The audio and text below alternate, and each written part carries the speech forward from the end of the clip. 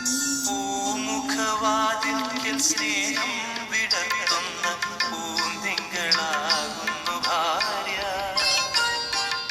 അതെ, എഴുന്നേറ്റ് രാജാ. എന്തൊരു ഉറക്കമായത്? ജോലിക്കൊന്നും പോണ്ടേ?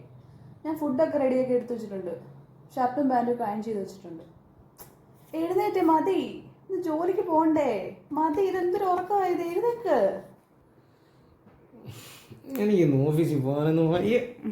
ശേ, അതെങ്ങനെ ശരിയാവും? എഴുന്നേക്ക്, എഴുന്നേക്ക്, എഴുന്നേക്ക്. എടാ മനുഷ്യ, എഴുന്നേക്ക്.